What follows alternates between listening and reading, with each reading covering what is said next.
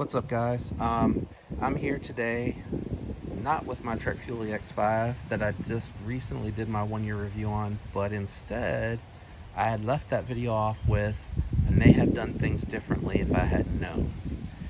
And I am looking at my wife's Canyon Neuron 27.5 small frame bike.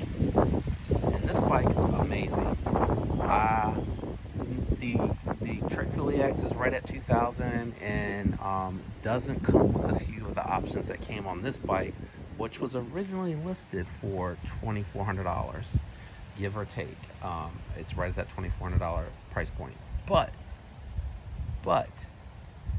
they were closing out their 2019s, and she got this bike for 2,000. Actually, it was just under 2,000. It was 19 and some change, which is what I paid for my bike, and it makes me sick. I am telling you, this bike has a dropper post that it comes with stock, which mine did not. Granted, it's in-house brand and it's theirs, but it works. It's a really nice dropper post with lever switch. I had to buy my dropper post for $200, and then I had to buy the one-up lever switch.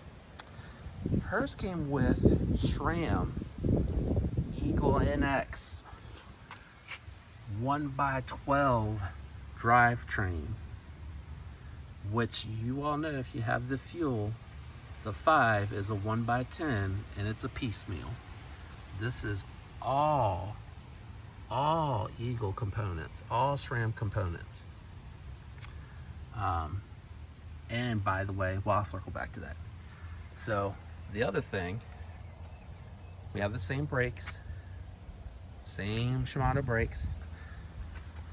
Her and I have the same Debonair deluxe rear RockShox shock, but whereas ours comes with the Recon Silver, her steps it up to the Reba. She has Maverick rims with Schwalbe knobby Nick tires that are actually wider than what comes on. These are 2.35, wider than what comes on my bike. So she had the dropper post, she had a better drivetrain, she had, or has, better front shock. Now $400 more, I would have expected that. I would have expected it to be better. But these are, in my opinion, really substantial upgrades. They save money by doing in-house dropper post.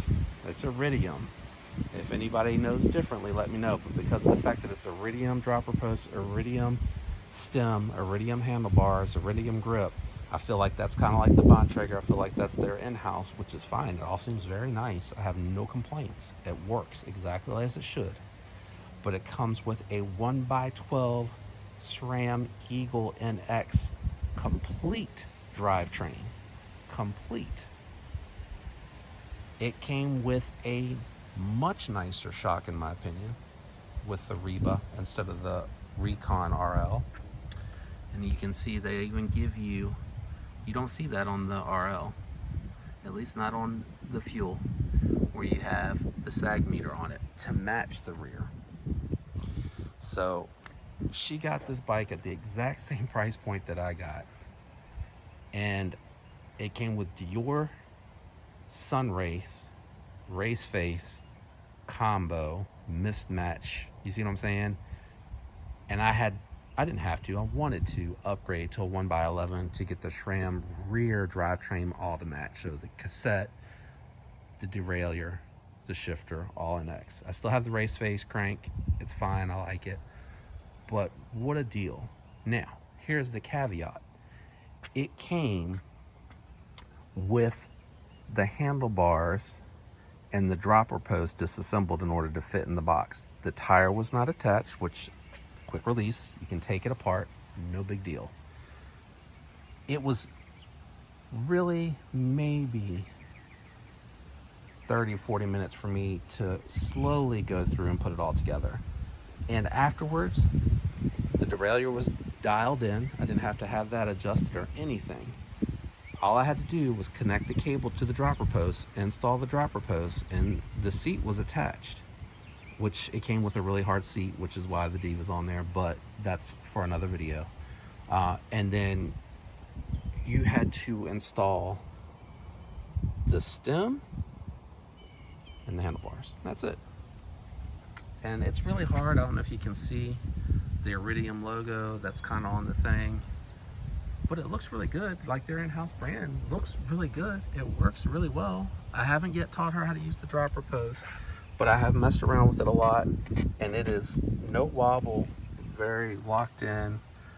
She is at the top of her travel though when she's on here. Since she's learning, I didn't do any clip-ins. I actually probably will never do her with clip-ins. I prefer she ride with flats. You know, I think it's just always going to be easier for her to bail on the bike when she starts to progress, if she starts to progress. But really, what a great deal. What a sweet looking bike. The other thing that I'll say is that I've been riding on my Treks for a while, and nobody really asked me about my bike. When I'm with my friends, you know, they ask me how I like it. They look at it a little bit, maybe. That's about it. Every time that my wife has gone riding with me, when I move my bike out of the way off of the bike rack, I've had at least one, usually more than one, someone come up and ask her about her bike. Is that a Canyon? How long have you had it? Do you like it? What was it like having to put it together? So many questions about this bike. It always gets attention, and I think it's a great looking bike. I think it's fantastic value. I follow her because I'm, you know, trying to teach her to ride and talking to her as we're going through the trail. And you can just see how flawless the suspension system on the Neuron works. I know the Spectral's different. This is 130 front, 130 rear, exactly the same as my 19 Trek Fuel EX5. Now I know for 2020 they upgraded the front fork to 140. They changed and made it more slack. They removed the free float rear, which is like this. That means it is bolted into the frame on the bottom, whereas the old unit, the arm came through the seat, bolted to the frame, and the other end of the arms were bolted to the bottom, making it a full float. So kind of like what you see up on the top, but on the bottom, full float. As far as why they do that, why they went away from it, they wanted to be able to make it more slack. In order to do that, they had to drop this arm down to get what they needed for the angle, which is why they moved the bolt up on the Trek Fuel. So this bike already had that going for it. So it's a slacker bike, even at 130, better tires. I mean, Bontrager's in-house, I shouldn't probably say better, but I will say they have more grip. They're knobbier, they're wider, they're a brand name, so really good value for the money. But anyway, that's probably what I would have done differently. Can't speak highly enough about this bike. It's super well made and extremely good value. I highly recommend Canyon checking them out. My next bike is probably going to be the Spectral, and it's probably going to be the longer travel, so I can do some more with it. Probably would keep my fuel for riding what's around here, because I already bought it and put some time and effort into it, but it probably will be a little while because I just got that bike. But anyway, any questions about this bike, let me know. Thanks, guys.